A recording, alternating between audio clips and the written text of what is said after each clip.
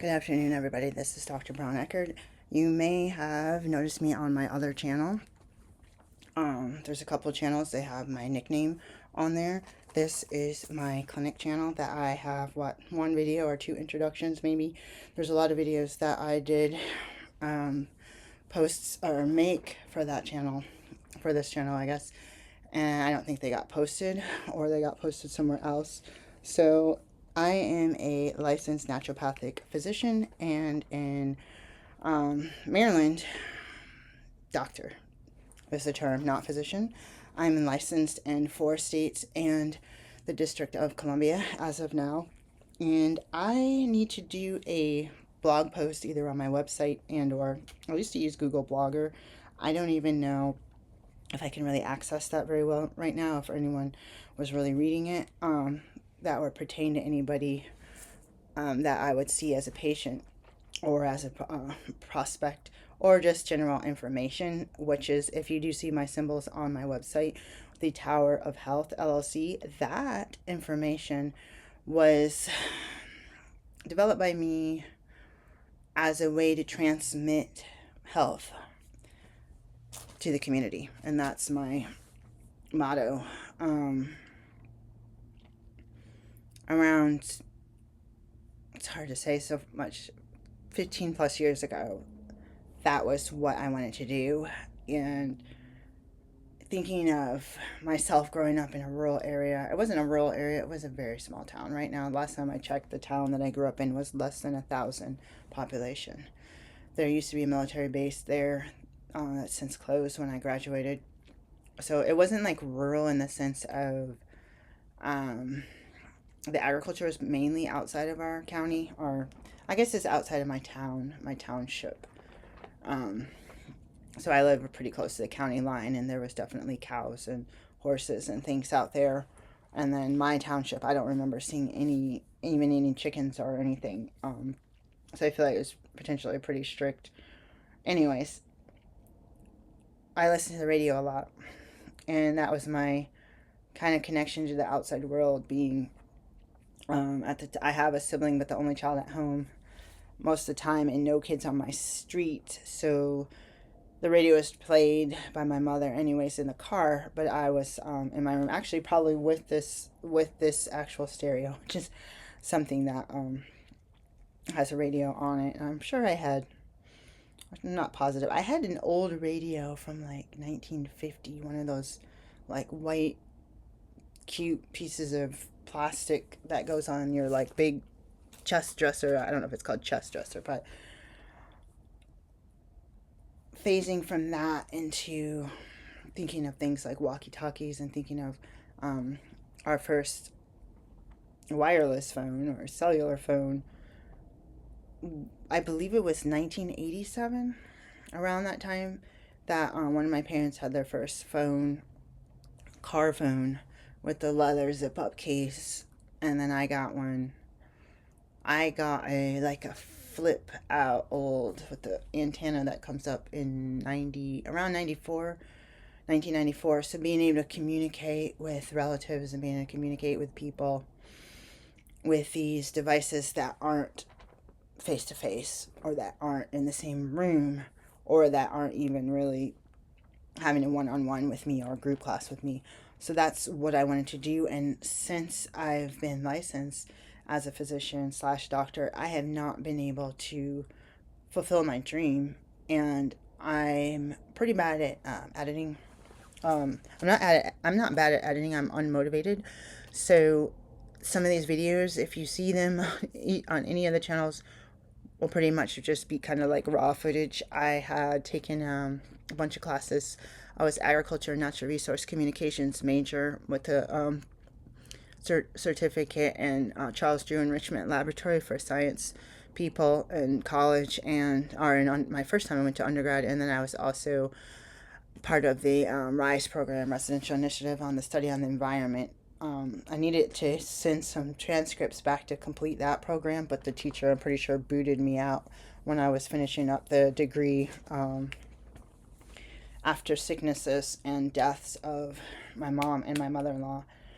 So that was, or I guess my mother-in-law passed a few days before I actually ended up getting married. So that was now an ex, but that is a lot of the natural medicine, the small town, the lack of choices in healthcare, whether it be from the military base, the illnesses within family, the emotional and financial and other stress from,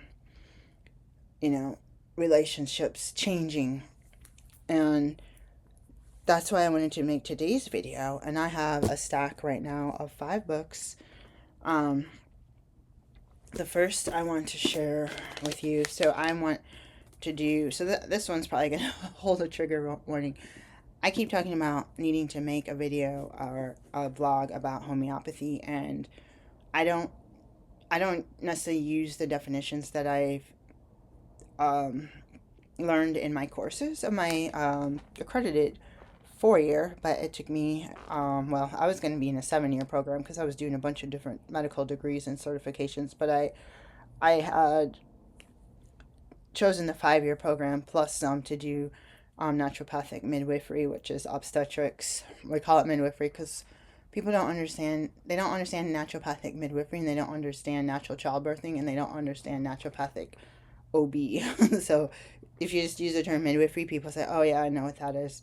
So I don't know if we did our first homeopathy class first year, but if it wasn't, I feel like it was, for me, like 4 years of training, like a lot of classes, and they were really hard. I have this book.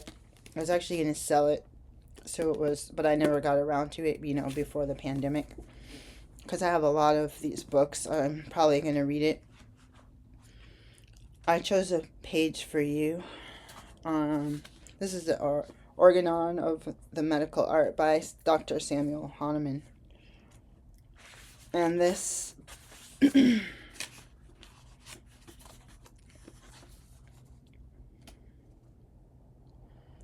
in the middle of page 4.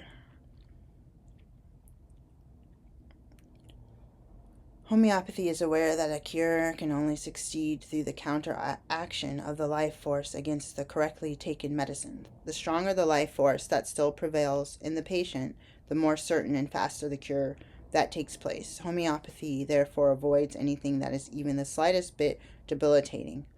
Homeopathy avoids as much as possible every arousal of pain, because pain also robs the vitality. Now that's just part of some of the beginning pages of this book. The author, you can look this up, was a MD, so a medical doctor, physician. There was, I didn't mark it, there was a little bit of a bio. Let's see, there's the bio of some of the people that did the foreword. I believe that there's some quotes from Hahnemann. Oh yes, that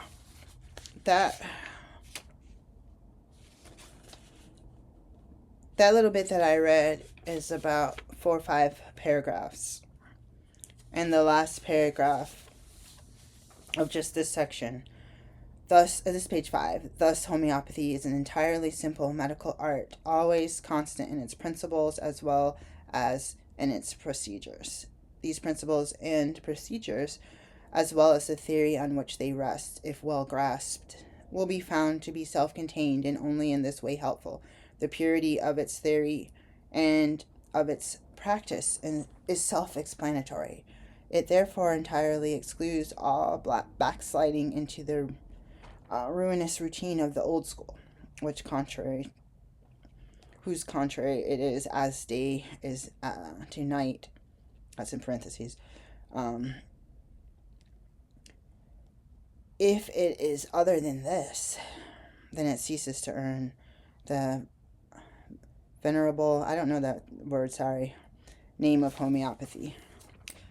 This, I don't know, is this, it has COTHEN and O with 2 dots, 28, March 1833, confirmed Paris, 1840, and then it has a blank line. says he did not complete the date in his manuscript. Probably, this is a star, leaving this into the book, went into the primer, February 1842. This is a likely date according to a manuscript note made by his wife, Melanie Hahnemann. So that was the dates, Samuel Hahnemann. And on the side of that last paragraph, it says purity and constancy of homeopathic principles in practice.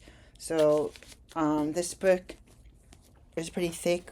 We got a lot of books that our teachers told us to get when we were in medical school. My medical school at the time was NCNM. NCNM is now NUNM. Our first teacher was a medical doctor. Our second teacher, which we took the majority of our classes, was a naturopathic physician, an acupuncturist, and a chiropractor. And if he has any more degrees, I don't know them offhand. What I want to tell you is, this is kind of jumping around, but it's so deep that it's hard for me to talk to patients about this. I know a lot of my colleagues, when we were in school, did not believe in homeopathy, but I've seen it work, and there's no way that I can say to you that I can cure, or this is going to cure. But I have seen it work, and it was interesting, let's just say.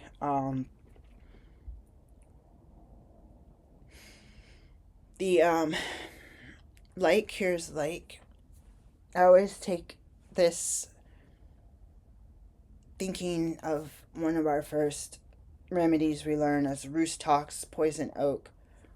Taking a remedy, which is succussed, all this I can break down later. It's basically shaken water and diluted, so the actual, say, herb, whatever you use, plant-based, animal-based, even illness-based, all that, the actual product, instead of drinking an herbal tea or something, all that is put in, shook so many times and dumped out and diluted and then done again and again.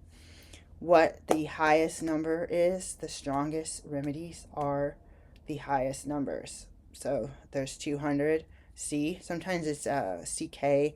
Sometimes there's just different places who make the medicine that will put what the kind of units are. 30C, something that you could find at a store. I don't think they're selling much of this at Whole Foods last I checked, or last I heard from a colleague. Kind of taking everything but just a couple away, and I don't really shop there, so I don't really know. I don't really look at that. There's 1M that is really strong, and it's not going to work for everybody, or it's not going to be prescribed for everyone, and it's definitely not a reason to not seek the care of your primary care physician or your specialist or your oncologist or your rheumatologist. There are decisions if you were to hire someone like me, because I can't speak for all my colleagues, who's going to help you to do co-care or to do care that is first doing no harm. But it's not saying that everything else as your medicine cabinet of choice or any of the other modalities, it's not saying that those are invalid. It's just there's certain things that are, say, very chronic or maybe acute, and you say, hey, I keep my naturopath knows this, and then there's other professionals. Like I said, MD wrote this book. I don't know much about regular holistic providers. I've never really talked to any or been a patient or client of any, so I don't know what their education training is, because I found in class it was very hard, and you did a repertorization, which would take me about a week to do the paperwork to find the remedy, instead of just saying, hey, I'm in the health food store, this one says cough, I'm going to grab it because it says cough on it, and they say, hey, it might have worked, it might not have worked, or maybe I had a cold, or maybe I was exposed to dust when I was cleaning my closet and it went away on its own, or did this help? And that's a question that you'd have to kind of discern. When I was in medical school, there was also 2, I think, shifts that I had with my main homeopathy teacher, and we would do the first appointment as a 2-hour to get a lot of information. If you had like a GI upset or, shoulder pain, different things, we'd get that information. We get diagnosis, but we want to know if it's a chronic thing, everything about you. We'd go back into your birth, what was going on when your parents were getting ready, when their, parents were still pregnant, what was going on with your grandparents, and I'm also a birth worker, and as a naturopath, those questions were very similar, and they're very similar to how I conduct my clinic shift. So it's very hard when people don't want to pay for even the hour appointment, even 45-minute appointment, knowing that this would be, in addition to the cost of the appointment, like $300, fee, because of what I'm going to share with you after I share this other resource. When there's certain people that can get a program, even before everyone was talking about AI every single day, there were programs that cost me, and people had paid over $1,000 to type this stuff in to the program and have that do the calculations, but you still have to get the information. I don't have anything like AI medical stuff connected to my office, to my clinics, so I don't know what's actually out there that's pretty expensive. And that's helping with efficiency so that the doctor can help more people. That's potentially can help, not taking the place of the physician's knowledge and skills and expertise and careful checking. So let's go to book number 2. I don't know what all these sticky notes, and hopefully there's nothing really weird. There's probably some weird pictures. This is an old book. Brown and Brown, I heard, was good to study for board exams. This is the USMLE Step 1 Secrets, 2nd edition. Thomas A. Brown, MD, and David D. Brown, DO. So when I talk about Hahnemann, I'm thinking of a Western way that I was taught. There's a lot of European physicians that will talk about, I don't go to Europe, but I hear not just homeopathy, but also herbs and teas. I'm hearing some stuff about certain place in Germany where they're doing a lot of teas for, you have a stuffy nose, you have that. And that's kind of how I have been living for the past decades, if not most of my life, even though that small town and being a child, it was hard. What I don't have a lot of input, and unfortunately, because I did go to a Western-based it was a conventional naturopathic school. I didn't hear a lot about what's going on in India.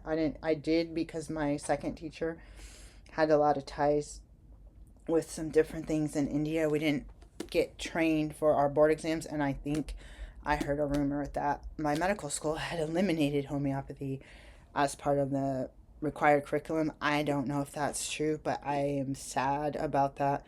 But when you have the people on the top in a certain mindset, it changes things. So I don't even know what the major we have national boards, United States and Canada, so you have to know conventional medicine and you have to know natural medicine. So it's like going to a holistic or integrative school and doing science-based education at the exact same time. And then your way of thinking is like a scientific meld of nature and even hands-on. I did massage and we did physical medicine. So this is just USMLE Step 1. I didn't take Step 1 or Step 2 or Step 3, but I took the naturopathic boards, one called NPLEX 1, NPLEX 2, and I took the main national course for childbirthing. This book is, you can see, it's got pictures in it and tabs. I have a lot of USMLE books. If you can't see in these bookshelves surrounding me, there's the clinical imaging, so the diagnostic imaging book. There's the behavioral medicine book. This one is one of my few naturopathic ones. There's nutritional medicine by Gaby. There's Williams Obstetrics, that one. There's Mark's Basic Medical Biochemistry. These are just some of my books of like a lot. Most people didn't buy all these books. There's Farrell's our Fairy's Clinical Advisor. So most of these books, except for the nutritional one, are written by and or for his Anatomy and Physiology, for MDs or DOs, for physicians. Geriatric Secrets. This was a required book written by 4 MDs, MDs, and 2 of those are also MBAs. So this is like, how often does systemic lupus, SLE, occur in older adults? Page 192. Rheumatologic conditions in the elderly. Like, so I can see some highlights. Medication with potential drug-alcohol interactions to avoid with people with alcohol use problems. So this is a basic medical book. This is a basic medical book written by MDs, particularly for MDs. There's another one, Primary Care Geriatrics. There's another Anatomy Physiology book. I have the flashcards. Here's Fishbox, a manual of laboratory and diagnostic test.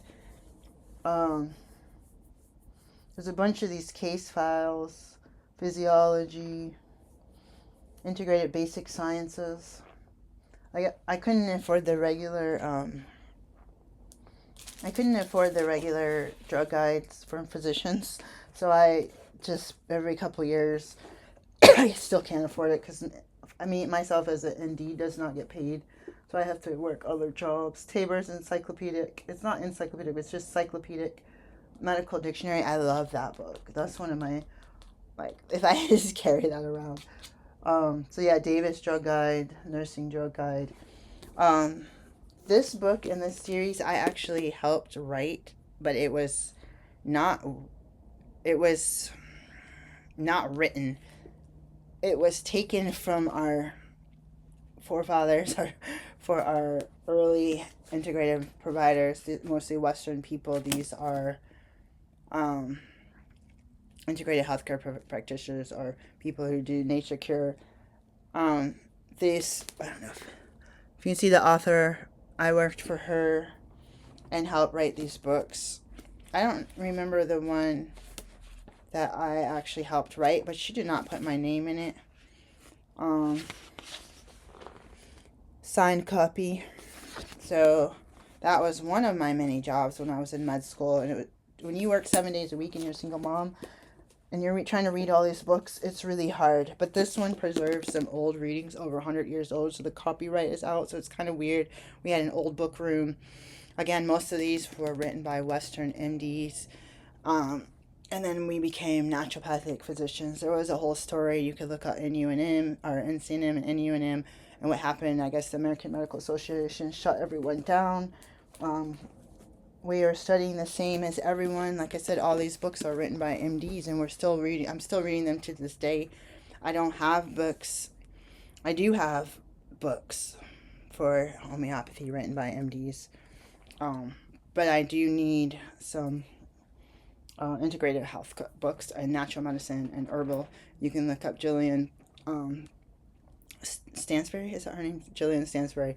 Okay, so back to, so I don't have a lot of worldview.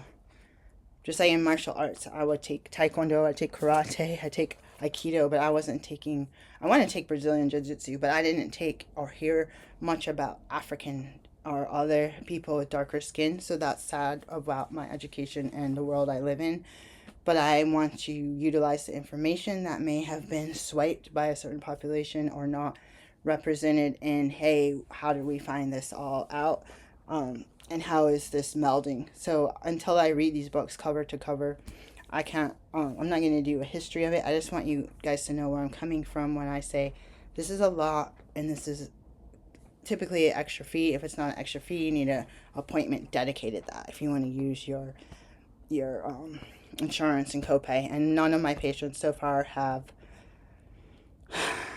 took me up on it, and unfortunately I have given them the remedies, and many people have reported of healing something chronic and my bank account will remain empty while they have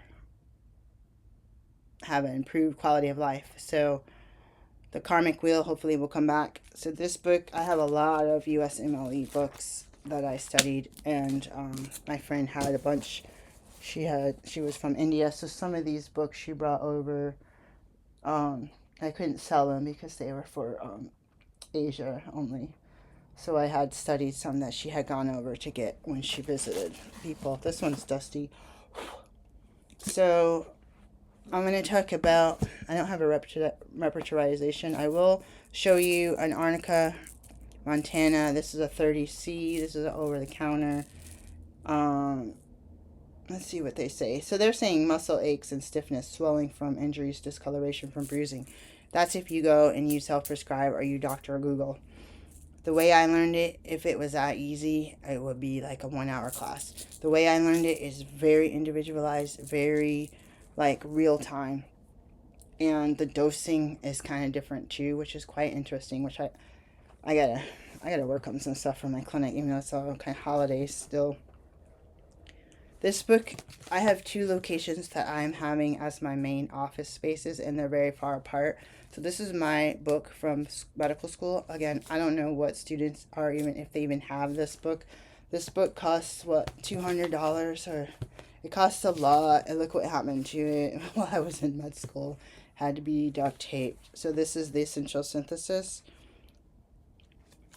I don't know when the regular books... it says, this edited is in collaboration with leading homeopaths throughout the world. So basically, okay, you get a piece of paper, you get a repertorization sheet, if you want to do it old school like me, and you have all of the remedies on that sheet. And we're going to just do a random one. Let's say this is me. Ooh, I can feel my book falling apart. Alright, so in the chapter, I read what this was. The Essential Synthesis, because I want to give credit to where credit's due. This area or chapter is called abdomen, and I clicked on, or I don't even know what I pointed to actually, because I kind of lost track. Let's just say okay, so it's categorized. The subcategory is abdomen, and then the next subcategory is restlessness, and the next subcategory that I pointed to was sleep, and then it says aggravated after, and the one is sulfur. So I would go to my sheet. The only remedy they're recommending is sulfur. So I'm going to go to my sheet, and I'm going to go to the S's, and I'm going to click. I always say click when I want to write something. Number 1, because the term is written in all lowercase and not bolded and not italics. All right. Now, if I were to go to the next column, it's going to have abdomen, rumbling, and flatulence, gurgling, fermentation. Sometimes those ones go to something more specific. But if you just do rumbling, so I told you before that category, subcategory, and you draw arrows. So say your patient's like, oh, I get this rumbling that's aggravated after sleep. Then you find the closest thing, because your patient might not always say that, but you got to learn this book, or I can only speak for myself. So for this rumbling one, look at all of these remedies. There's about 100. These are all for just that basic one. Now, if I go to the next page and break it down a little bit more, and it says rumbling at noon, you have graph, ox at AC, and FOS. All right, so those ones are all lowercase. You can't really see that, and they're not italics or bold. And I don't know if this book has dots. So basically, that's a mathematical problem. So if I had both of those things, I would find the sulf, put 1, and then the other 3, I'd put 1. And the repertorization form, I don't have the good one I had in college, I think, but I had some other ones. They don't have all the remedies, so I make sure there's a lot of blanks so I can fill in, because there's so many remedies. Let's see if I can show you one that's Oh, here's an thumb index. Mind, vertigo, head, eye, ear, nose, face, mouth, teeth, throat, external throats. Column 2, stomach, abdomen, rectum, stool, urinary organs, male, female, larynx, respiration, cough, expectoration. Column 3, chest, back, extremities, sleep, dreams, chill, fever, perspiration, skin, and generals. Generals has a lot of, like it says, generals, and mind, emotion has a lot. Soul. Oh, this one has the circle, looks like, in front of the actual term. So there's different books, different, like, it's basically, I'm trying to find a good example. We're just going to do generals, vomiting, aggravated. And that, if you can see it, they're capital. Oh, the first one's usually capital, but these ones are capital and highlighted, or bolded. Just a few, like, what was that, 4, 5, and the rest are lowercase. This one, Hyos, is not bold, but it's in italics. So the lowercase ones get a number 1, and then the italics get a number 2, then the regular bolds get a number 3, and sometimes there's either all uppercase bold or there's a big dot next to that. So that would get, you have to figure out what book you're using and what, it might tell me in the beginning of the book what they're using as the numbers. So basically you fill out this form and you go through about 7-ish elements, 5, maybe 10, and you write down, like, person gets a headache when they're in the sun, and person has holes in their socks even the socks are new after wearing them twice, and person is aggravated by such and such, gurgling stomach and waking up, aggravated when waking up.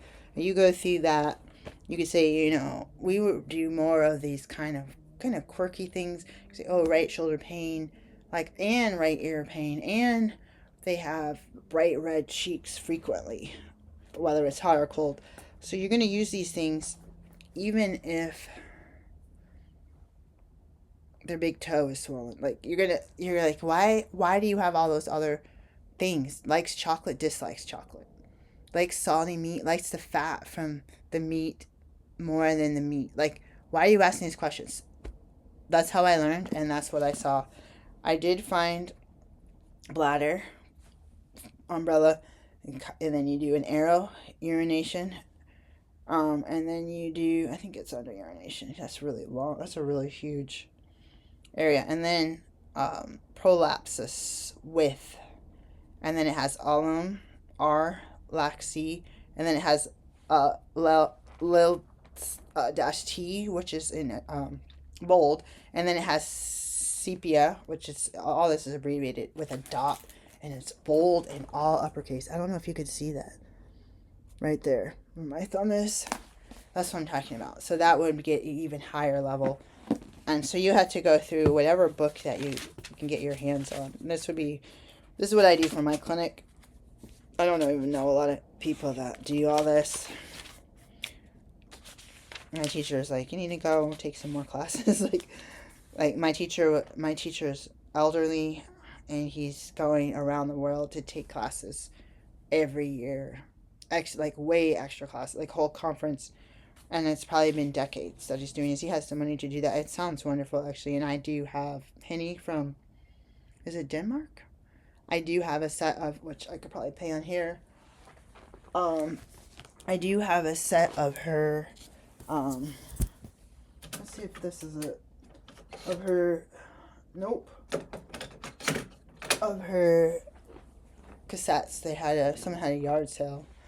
I think it was a former student, and I had said, you know what, I'm not going to Denmark or however. So when you see all of the, if you have one that's like sulfur is the only one, or you have one that's only have 4, or you have one that's got 50, because it's really important. Say your patient wants to drink ice cold water all day, every day, and they can't get enough of it. You really want to use something like that. And this is an example. Then you go through every remedy that you have on your papers, and you add up each column. So the first column will be element 1, gurgling, abdomen gurgling. The second will be the second thing that you're going to look up, and then you calculate each. It's confusing because I don't have that. Anyways, you calculate. Say across the board, sulfur was on all of them, and it was like it doesn't even necessarily, like, you still just add it up. So you got sulfur on this one's a 1, this one's a 1, this one's a 3, this one's a 2, and then you mark that down. So you're going across and down, and then I go back and I circle the highest numbers, 15, 13, 11. I might have 4 9s, and I'll say, okay, these are my top. It should be top 3 remedies. Should be is the operative word. What are my top 3 remedies? I look at the remedies. I had memorized a lot of them, but I still go based on these individualized, going away from like, oh, this one says muscle ache. And then let's see if I have, oh no, I brought up the desktop companion. This one I end up getting a scan from Amazon. This one's only supposed to be sold in Eastern Asia. It looked like it got attacked. Mumbai, India version. So the real book is blue in my med school conference room. I was like, why is it different? Maybe it's a different edition. But when they sold this book, it was picture and ISBN were the American version. This one I think is right, but I don't even know.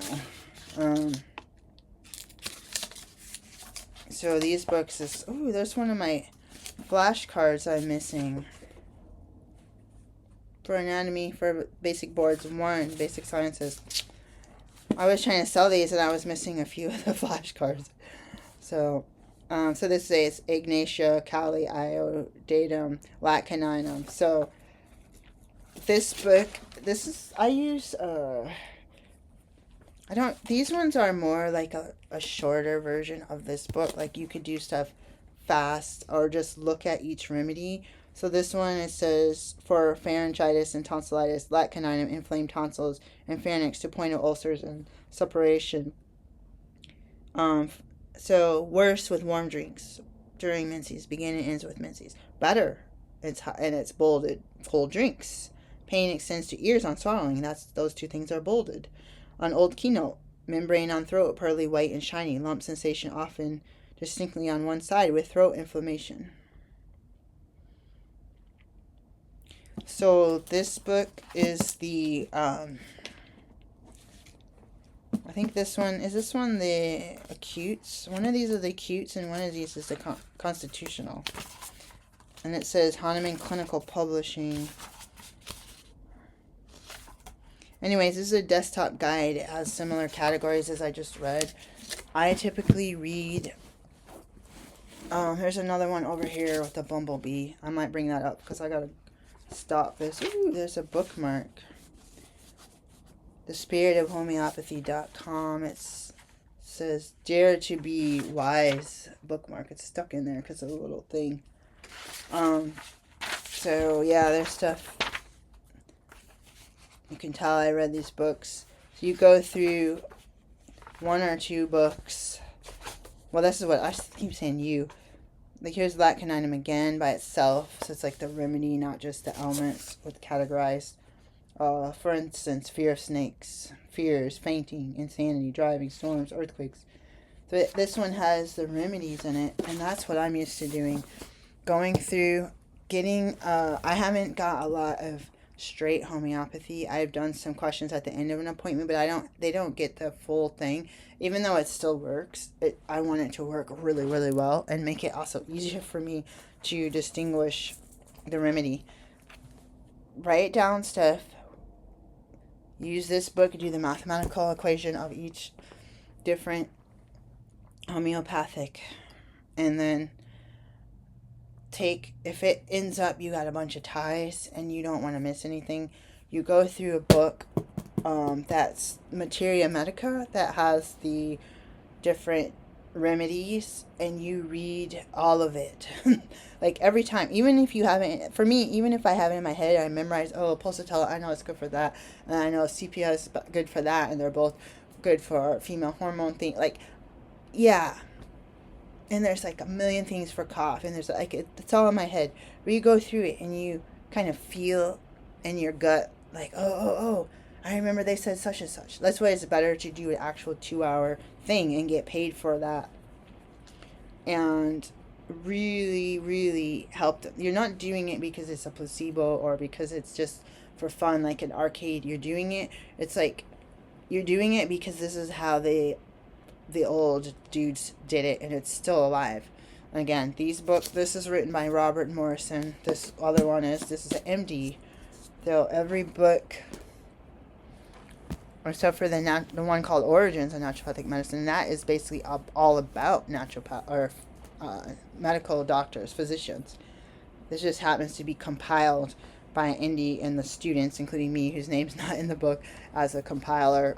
And so I had to type what the book said, all the important information that she thought, and then I had to go through and edit my own stuff and then submit it so that it can be compiled into a new book. So take the best parts, this person's best parts of our old books that are in a very old-fashioned library, at least they were in my medical school, or a library within the library.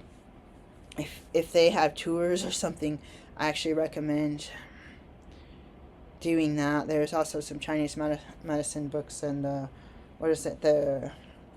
Nijing or Nijing, these big old silk giant books.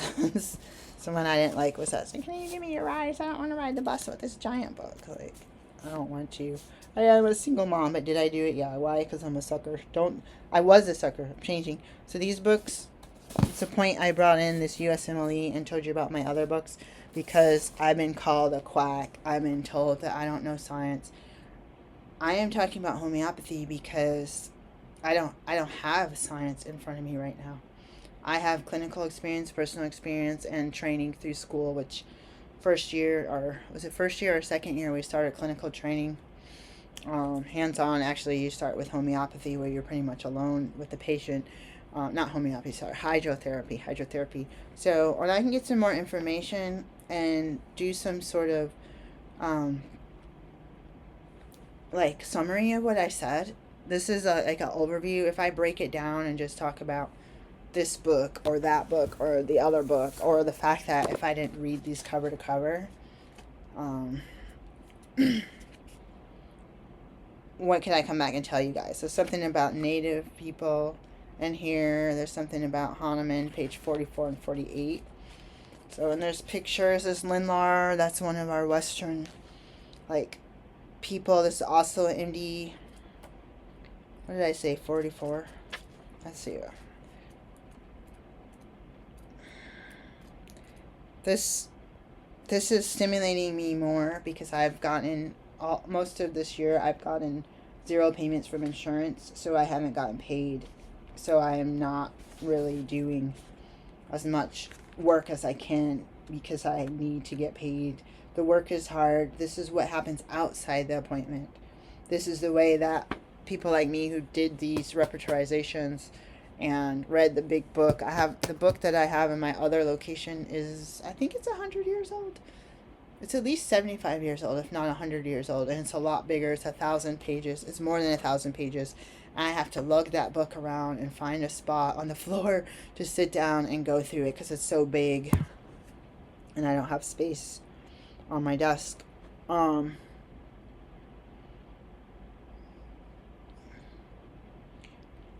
So this is Vincent, president's founder of the water cure, page 44 of Origins of Naturopathic Medicine, by Sussanna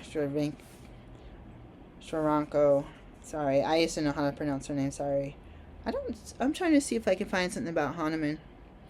So again, quoting this author, quoting these prior authors and the people who put this book together, page 44. After Hahn, we found Samuel Hahnemann as an apostle of the water cure in 1784. slow progress was made in the 18th century, and not much was done during the first 2 decades of the 19th century. It's not till 1826 that the agitation became more lively, and not till Vincent's precedents opened the first water cure sanatorium in Gothenburg in Austrian Silesia, that interest in this new mode of healing became more general. So, water cure, again, these are MDs. I love it. I would love to have a clinic where I can do hydrotherapy. I have all the stuff to do hydrotherapy. I have all this. I got that right away. I have most of the stuff to do 10 births out of hospital. I have obviously the stuff to do regular naturopathic medicine and physical medicine, including massage and physical medicine. It's called naturopathic manipulation, but we were trained by chiropractors, except for we had one expert and naturopath that was an expert in physical medicine, because we can't call it chiropractic adjustments because we don't have a chiropractic, or I don't have a chiropractic license, so I have to call it naturopathic, even though it's exactly the same thing. So I don't have patients taking me up on that. I can prescribe medications. What we learn is you prescribe and first do no harm. You do drug-herb interaction, herb interaction. These people from this book from years ago, 100 years ago, 100 plus years ago, again, mostly Western, so I don't, I do have a book that I got free. Actually, I think I bought it. This book here is European. So, again, this is just an intro. I went to school for almost 6 years after I did like 9 years of undergrad. Plus, I did thousands of hours of training during and after school. After I graduated, I really overdid it so much that I should have been seeing patients full time. But I didn't have patients hiring me, because who are you when you get your license in the mail January 1st, 2015? Who are you? Nobody knows who you are. This book I like because it's kind of a lay person's, introduction to what it's calling holistic health. And it's got, I can go through this book a little bit later. Oh, I have one of these Chinese Lohan beverage I used to take when I got sick or I got a scratchy throat. It's got yoga in the book. It's colorful. It's shiny. It's got Ayurvedic medicine, diet. It's got crystal healing, laying on of hands, aromatherapy. It's got a little bit of everything. Again, this is just a book that had, I don't even see homeopathy on here, to tell you the truth. It's got Hippocrates. It's got holistic medicine. It's got 2 pages of homeopathy. I think this is a good introduction. This would be a good book to have someone in your waiting/education room.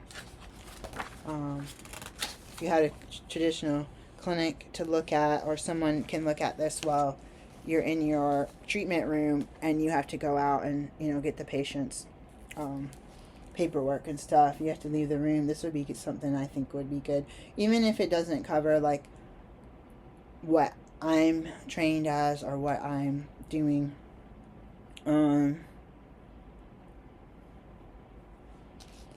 this is basically talking about the difference in you as a person are going to determine how the practitioner prescribes, even if it's the same ailment.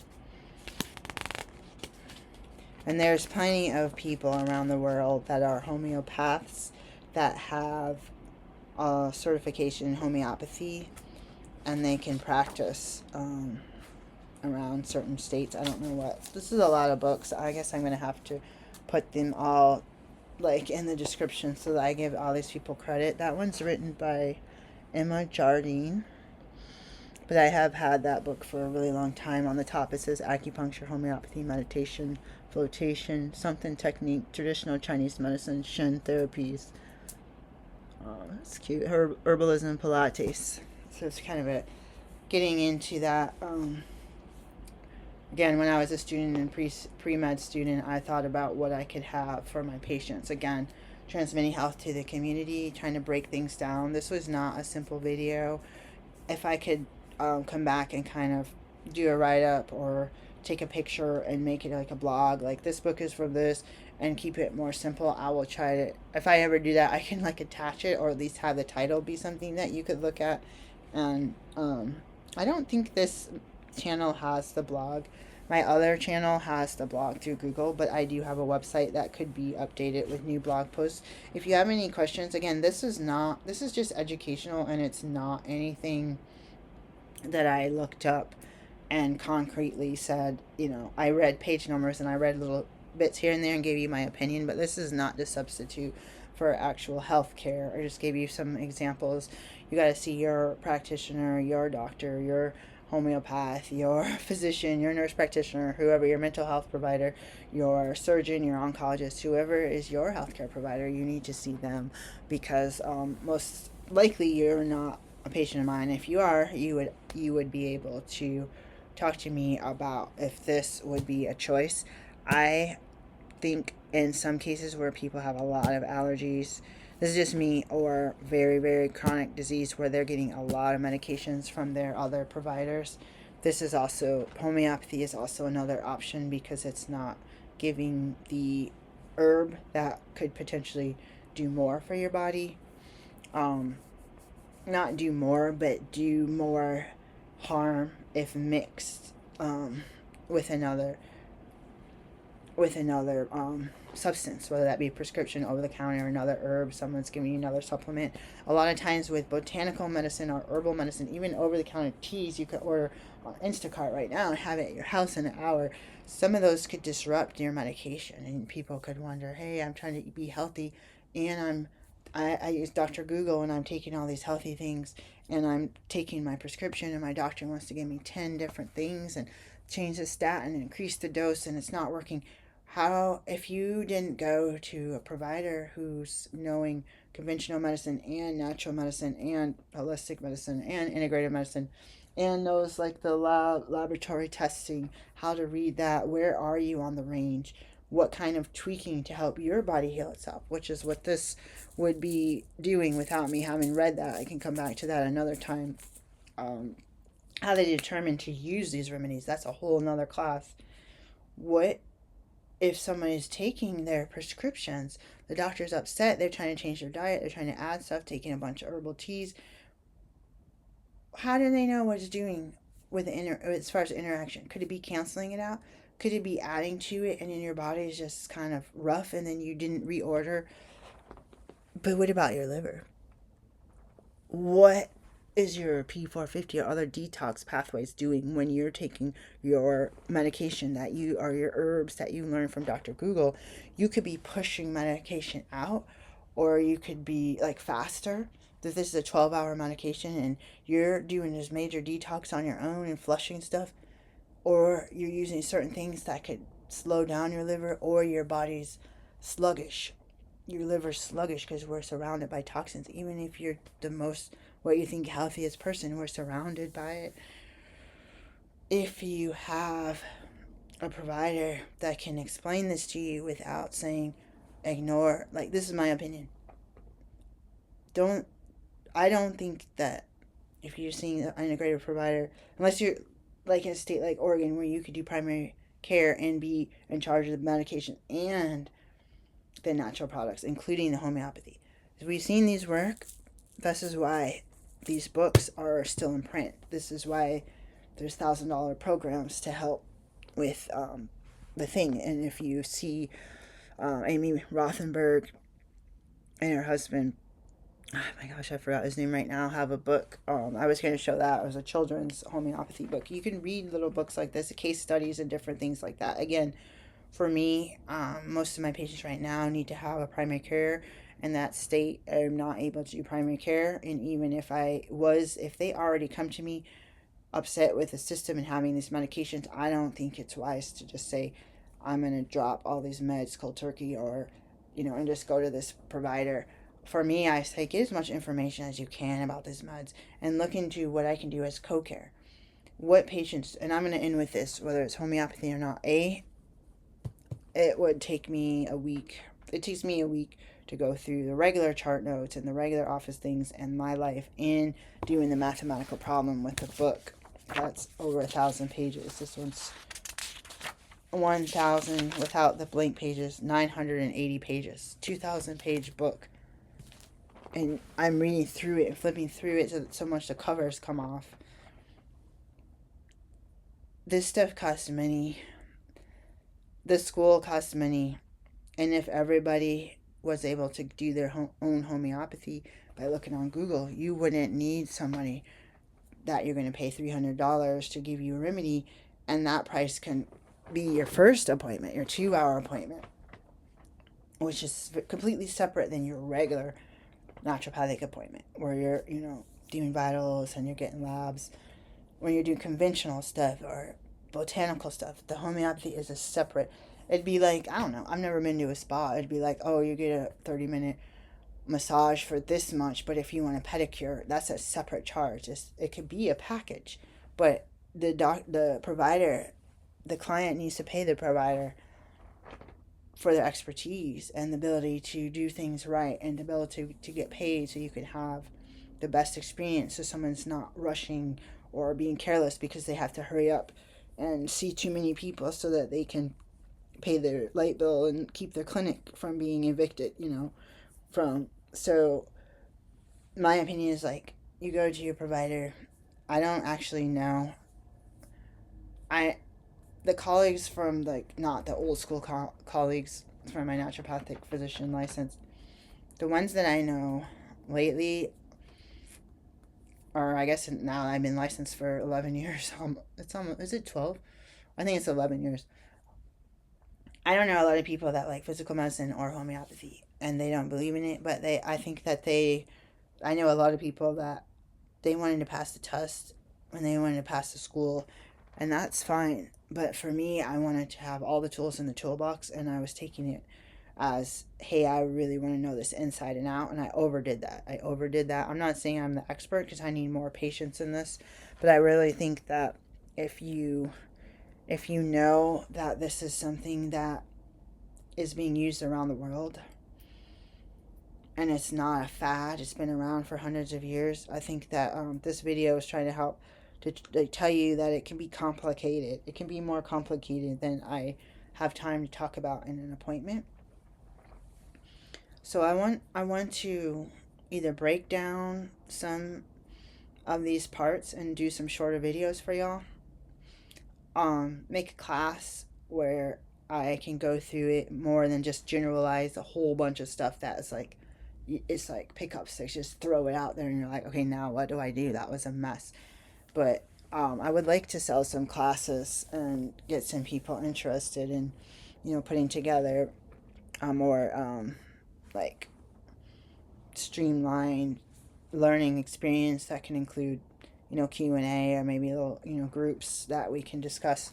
But another option would be to go through like a couple cases and, obviously either credit the author or make up my own case. I can make up my own case and show you how I'm doing that. But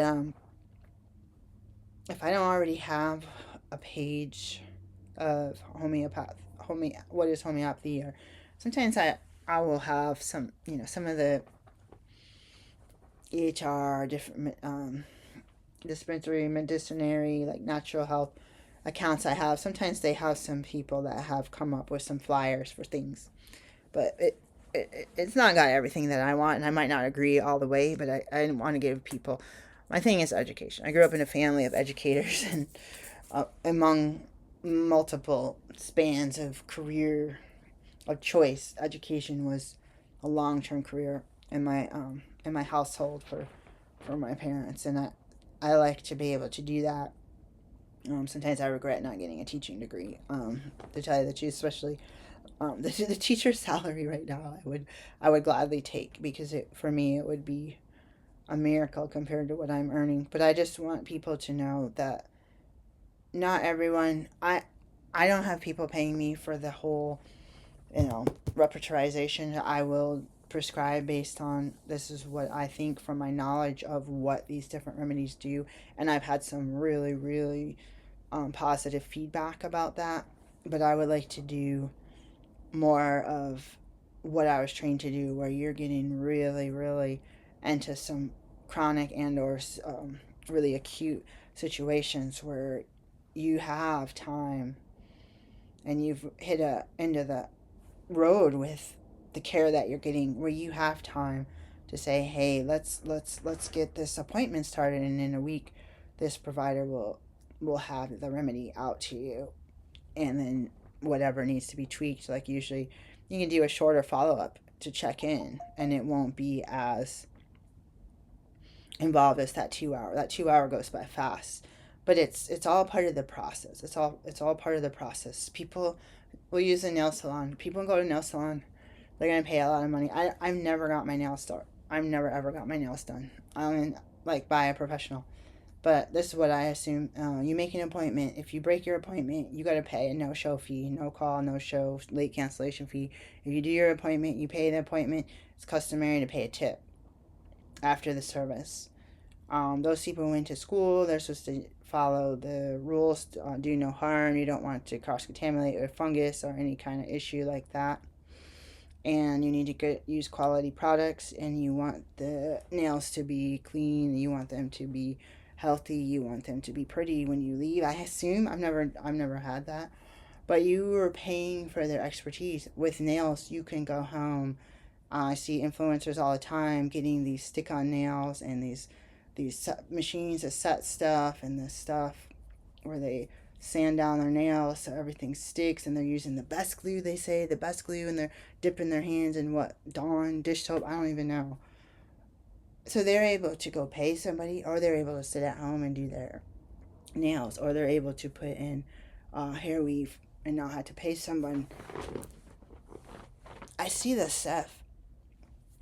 You can do that with natural medicine, but I feel like the whole foundation from day one of med school, even before that, for me, this is from my point of view, it builds so much that the way they crammed it, I was in class 7 days a week in clinic, Monday through Saturday. It was overwhelming. I was in class Sundays. It was ridiculous. It was all day. The earliest was 7:30. My kids' school didn't even start till 8. My latest was 8 o'clock shift. I actually had to move my shift from off campus. One of my shifts, the off-campus site, I heard they were there till like midnight. I said, I got kids. I can't be. I'm a single mom. I had no help whatsoever. It was very scary. One of my classmates took my kids to play tennis once. So in the 6 years I was in med school, I did have help, but I don't know why she took them to play tennis. But I think that the expertise and the ability for some people to say, I'm going to do this, but Dr. Brown-Echerd is taking a week. Why? That other person, they may be fast and you may get help, but you have a choice. You have a choice of who your provider is. So what else can I bring to the table to help you? How can it meld? Or could we do the house calls where I actually bring my table and do a massage, or do blood draws, like different things, like can you get what you want from one or two people instead of having like a bunch of different ones, which is not either. It's just a personal preference. But yeah, I think to end this video, I think one of the biggest things is having appointments go too long. Having 9 out of 10 or more of my bills this year have been $0 checks, and I've resent. This was a shock because this was not like this in the past. Unless I knew, like I found out I did some kind of error, or forgot to write the place of service, then I could fix it and get paid within, a few weeks. But lately here, something's wrong. So I am not always telling people, like, hey, we addressed 6 different issues today and I'm giving you a treatment plan. I might not. You might ask me about a certain medication or this or this or this, and especially if it's a state that I'm not prescribing and you have other people, I say, you need to get the most information. I will give you a handout on my opinion, but I have got to go because it's been 2 hours and I might not get paid for this appointment. And I think patients need to know that it's tricky to be a naturopathic physician because you do so much and you answer emails without the patients responding.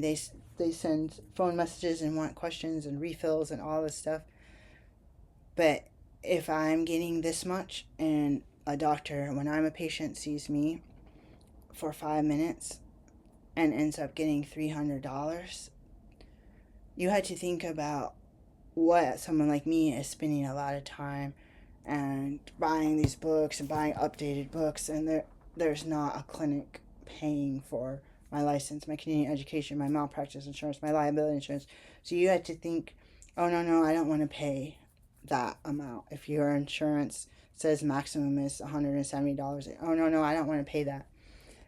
What happens when you go to your job and you're giving your expertise or your time and or yourself to that job, and you're pumping gas, you're exposed to fumes? What would happen if your boss says, well, I can't afford to pay you. You came to work, you did the work, you spent the time here, but I can only pay you 0 to 10% of what you actually earned. So that's what happens with insurance companies. Oftentimes with naturopaths, somebody spent a 2-hour new patient visit and got, was it $6 or 60 cents? You hear these kind of stories and you're like, that's not the patient's fault, it's the insurance fault. But for patients that want to do a last minute cancel because they don't want to pay the fee that they knew was most of the time no in advance, and I'm a network provider, so there isn't no surprise to act for out of network providers. You're supposed to be sent a bill, and whenever my family members go to a doctor and they do nothing, they're like, oh, we had a MA look at your chart and ask you questions about, oh, you saw this doctor then, you saw this person then, and you had this then, and the doctor comes in and says, oh, I can't do anything for you, and then we get a bill for $300 on top of the copay and on top of what the insurance paid, and then you go home and you gotta go work 10 extra jobs because you gotta pay that bill before it goes to collection and be able to pay your rent. You know what I mean? And the ailment still hurts, so you're working and your hand is still messed up, and it's like you had to think about why you went to a naturopath. Many people, few people, like 10%, 5% have had that growing up because their parents were in a place like Arizona, California, or Oregon, and Washington, where they had naturopaths for many, many years, versus states that, like Maryland, naturopaths, 2014 became a licensed profession. Anyone before that can call themselves a naturopath. You didn't have to go to any type of school. I don't think you could just say, I'm a naturopathic doctor, I'm a naturopathic physician, and you weren't in trouble. When the Board of Physicians gave you that, or you earned a license through them, paid for that like I did, now you're separated too. These people could have helped a lot of people, but they had to call themselves, if they're an herbalist or homeopath, they had to call themselves what the state allows them to call themselves. Now it becomes a protected title. So just think about all the schooling. Just think about the pre-med, where we're sitting in the same classes as MD student, pre-med students, DO, dentists. That's who my classmates were. Trying to go to OHSU or Johns Hopkins or any of the medical schools, Harvard Medical School. These are the people that I was going to school with. These are the people I volunteered at the hospital with after I got licensed. Actually, those people couldn't get into their medical schools, and they wanted to get as many hours to do work inside a hospital, volunteer work inside a hospital. So I have a lot on my resume. I'm not saying that I'm perfect, but what I'm saying is there's too many people that say that the price is not worth it, but they haven't tried it. And I think if you went to the store right now and you got one regular bag of groceries, like it's not even full, it's like paper towels and a couple of things, and another bag, and maybe like some detergent, or like a bag of potatoes separate, and maybe a gallon of spring water or something. You tell me where you could do that for less than $100. That tiny bit of groceries. You used to be able to fill a cart to overflowing and fill the entire bottom with the most organic, healthy, no food coloring. You used to be able to do that. And it'd be like $300, and you'd be like, oh my gosh, there's too much stuff. And then you filled your house with healthy cereal and healthy chicken McNuggets or chicken nuggets and grass-fed beef and all. Like, you used to be able to not like walk out with a tiny little bag, a almost regular size reusable bag, not even a paper bag size, and a couple of things like the detergent that costs $20 for the tiniest little bottle, and you're gonna be paying $100. You're gonna pay, if it's the cheapest stuff on sale and the no meat and no thing, it's gonna be $80 without the coupons, or maybe with the coupons. So when you do that, you don't flinch when you pay for the food. If you go to the food bank because you can't afford it or you're in debt, you're going to do what you can do. But what will you do if your doctors aren't listening to you, and you're interested in homeopathy, you're interested in physical medicine, you're interested in out of hospital birth? Is it worth it for you to pay $30 for a 15-minute consult, $2 a minute for an expert's time to see if it's a good fit, or just to pay your copay, just to pay for a visit to get you onboarded? Is it worth it to follow up and get past, like with homeopathy, that foundational appointment, and to really delve in to getting all your labs?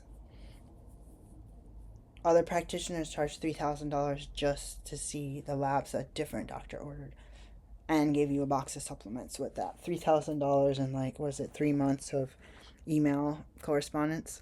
So like a 45-minute appointment plus like a follow-up appointment, maybe one follow-up appointment.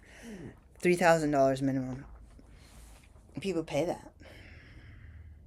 People pay $1,000 a month to be a part of a integrative healthcare program.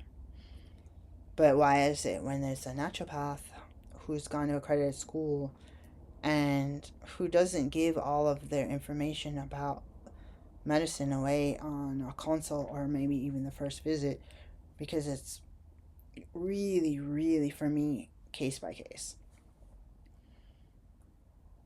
And you're building a professional medical community style relationship where you're building on that, almost like go to a cafe and they know your name.